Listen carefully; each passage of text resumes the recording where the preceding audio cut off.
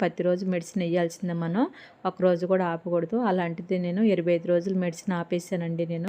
అన్నమ్మకి అయితే ఇక్కడైతే 104 జ్వరం ఉందన్నారు కదా, షాపులోని అంటే ప్యాకింగ్ చేయటం కానీ అలాంటిది ఏదన్నా చూసుకుందాం అనుకుంటున్నా.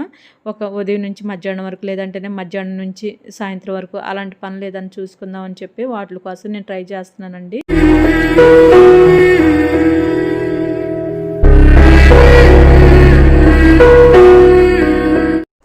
అండి ఇక్కడ వచ్చేసి అయితే ఆ నమ్మకైతే అస్సలు బాగాలేదండి. పాతోళ్ళకైతే ఐడియా ఉండొచ్చు. ఆమెకి కాలుకి దెబ్బ తగిలింది కదండి, అదే బైక్ గుద్దిందని చెప్పా కదా, ఆ దెబ్బ వల్ల ఆమెకు ప్రతిరోజు మెడిసిన్ వేయాల్సిందే మనం, ఒకరోజు కూడా ఆపకూడదు. అలాంటిది నేను 25 రోజులు మెడిసిన్ ఆపేసానండి నేను. నాకు ఇల్లు మారటం వల్ల నాకు కుదరలేదండి, ఆమెను హాస్పిటల్కి తీసుకెళ్ళకపోయా నేను. 4-5 రోజుల నుంచి ఆమె బాధపడుతుందిలే కానీ నేనే హాస్పిటల్కి వెళ్దాం అనుకుంటే నేను అలా చేశానండి. కాస్త నేను కూడా వేరే వర్క్ చూసుకుంటున్నా కదా, ఇంకా షాపుల చుట్టూ తిరగటం అవుతుంది.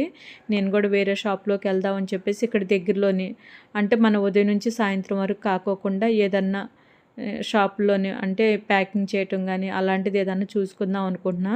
ఒక ఉదయం నుంచి మధ్యాహ్నం వరకు, లేదంటేనే మధ్యాహ్నం నుంచి సాయంత్రం వరకు అలాంటి పనులు ఏదైనా చూసుకుందాం అని చెప్పి వాటి కోసం నేను ట్రై చేస్తున్నానండి. నాకు ఇంక పని ఎక్కడా దొరకలేదు. ఆ పని గురించి అని నేను ఎత్తుక్కుంటున్నాను నేను. ఈ లోపల ఆ నమ్మని నేను పట్టించుకోలేకపోయానండి. నిజం చెప్పాలంటే నాకు కూడా అంత ఓపిక కూడా ఉండట్లేదు ఒంట్లోని. ఈ తిరుగుడు వల్ల ఏమో కానీ అసలుకి సరిగ్గా తినకపోవటం వల్ల ఏమో కానీ బాగా నీరసం వచ్చేస్తుంది.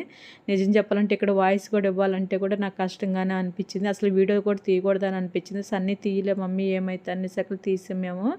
నిజం చెప్తున్నాయి కదా, అందుకే పిల్లలకి అన్నం పెట్టేది కూడా నేను తీయట్లేదండి. అన్నంకి అయితే ఇక్కడైతే 104 జ్వరం ఉందన్నారు కదా, ఆ జ్వరం అంటే జ్వరానికి మెడిసిన్ అవన్నీ ఇంకా వేసేసారండి. అక్కడే వచ్చేసి బ్లడ్ చెకప్ చేశారు. ఆ లివర్లకి వాటికి కాస్త మెడిసిన్ ఇచ్చారు, కాస్త డ్యామేజ్ అవుతుందని చెప్పేసి. కాస్త అంటే ఇప్పుడు ఇంటికి తీసుకొచ్చినాక పర్లేదు కనుకో, ఆ మెడిసిన్ మట్టి కంపల్సరీగా వాడాల్సిందని చెప్పారు డాక్టర్ గారు. వచ్చేసి అస్సలు కాపొద్దు అని చెప్పారు. ఒక నెల రోజుల తర్వాత మళ్ళీ తీసుకెళ్ళి ఒక్కసారి ఎక్స్రే తీపిస్తానండి, కాలు ఎలా ఉంది ఏంటనేది. అప్పుడు ఎక్స్రే తీపిచ్చేసి ఇక నేనైతే అసలు మెడిసిన్ మళ్ళీ మార్చినా సరే ఇంకా అయ్యే మెడిసిన్ కంటిన్యూ చేస్తాం మేము. ఇక అంటే నెల తీసుకెళ్ళాలి లెక్క అయితే, మనం నెల తీసుకెళ్ళాలంటే మనకు చాలా అవుతుంది కదండి. అందుకని నేను మెడిసిన్ నేను తెప్పిస్తానే ఉండేదాన్ని నేను ప్రతిసారి. ఈసారి అయితే నేను తెప్పించలేకపోయా నేను. అసలు నా వల్లేనండి అన్నమ్మ జ్వరం రావటం కానీ, కాలు నొప్పి అలా అవ్వటం కానీ.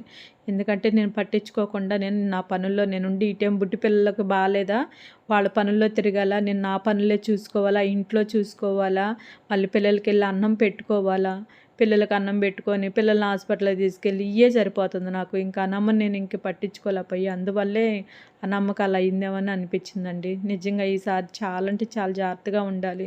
నిజం మీరు కూడా ఎవరన్నా ఇలాగే ఏదన్నా పప్పి బాగోపోయినా కూడా మీరు అలా చేయమాకండి. నేను చేసిన తప్పు మీరు చేయమాకండి. తర్వాత మనమే బాధపడాలి. అన్నమ్మ బాగపోతే నేను ఎంత బాధపడ్డానో నాకు తెలుసండి. నిజంగా ఆ రోజంతా నైట్ అంతా నిద్రలేదు. తెల్లారే ఇంకా వెళ్ళిపోయాం 8 గంటలకే హాస్పిటల్కి. నాకైతే అస్సలు ఓపిక లేదు. నాకేమో కళ్ళు తిరుగుతున్నాయి. అసలుకి ఏమవుతుందో నాకు తెలియట్లా. నిద్ర లేక, ఒంట్లో ఓపిక లేక అలా అయిపోతున్నా నేను. అలా అయినా సరే ఇక ఆ నమ్మని తీసుకొని అలా వెళ్ళిపోయాం మేము. ఇక వచ్చిన తర్వాత ఇక ప్రశాంతంగా నిద్రపోయానండి. నిజంగా చెప్తున్నా, అసలుకి ఒక 3 గంటలే పడుకున్నా నేను. కొద్దిగా ప్రశాంతంగా నిద్రపోయే, కడుపులో అన్నం లేకపోయినా సరే పర్లేదు కానీ నిద్ర ఉంటే చాలా అనిపించింది. వాళ్ళు వచ్చేసి అంత అలసిపోయానండి నేను వచ్చేసి. నిజంగా బాగా వీక్ అయిపోతున్నానేమో అనిపిస్తుంది. నాకే అనిపిస్తుంది. ఉండను అనిపిస్తుంది. అలా అనిపిస్తుంది. ఇక్కడ వాయిస్ ఇచ్చే కాడ కూడా నాకు కాళ్ళు చేతులు వణుకుతూ ఉన్నాయి. ఎందుకో తెలియట్లేదు, అసలు ఒంట్లో బాగోట్లేదు.